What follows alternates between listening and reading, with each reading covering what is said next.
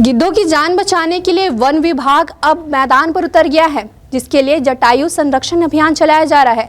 प्रतिबंधित दवाइयां गिद्धों की जान ले रही हैं।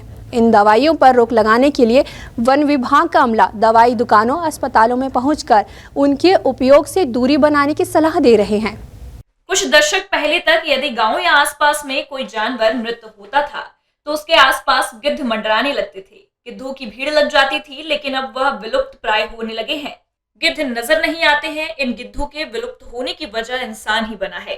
कुछ ऐसी प्रतिबंधित दवाइयों का उपयोग इंसानों ने शुरू कर दिया, जिसे खाने से गिद्धों की मौत होने लगी। भारत सरकार ने हालांकि इन दवाइयों पर प्रतिबंध लगा दिया है, फिर भी पूरी तरह से सफल नहीं हो पाए हैं। चोरी छुपे अब भी इनका उपयोग हो रहा है। यही वजह है कि वन विभाग ने इन घातक दवाइयों के उपयोग पर रोक लगाने के लिए डीएफओ ने जटायु अभियान की शुरुआत की है। इस अभियान में वन मंडल के अंतर्गत आने वाले सभी रेंज अफसर और कर्मचारियों को अभियान से जोड़ा गया है।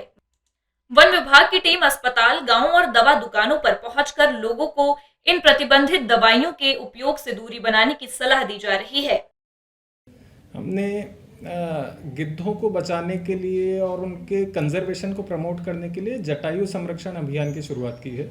तो गौ सेवक, एक गौशाला प्रबंधक और पशु चिकित्सक, वेटरनरी डॉक्टर्स और केमिस्ट या दवा की दुकानों पे, दवा के स्टोर्स में वो जो जहरीली दवाएं होती हैं जैसे डाइक्लोफेनेक, कीटोप्रोफेन या एसिक्लोफेनेक, ये उन दवाओं का ना तो बिक्री करें, उपयोग करें और ना ही किसी को करने दें।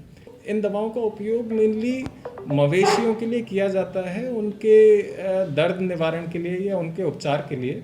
और अगर वो मवेशी मर जाते हैं, ख़त्म हो जाते हैं, तो उनकी डेड बॉडीज़ को जो गिद्ध खाते हैं तो उनके उनके किडनियों में खराबियाँ आ जाती हैं और किडनी फेलियर, जिसको रीनल फेलियर भी बोला जाता है, रीनल फेलियर के कारण उनकी वल्चर्स की मॉर्टेलिटी होती है।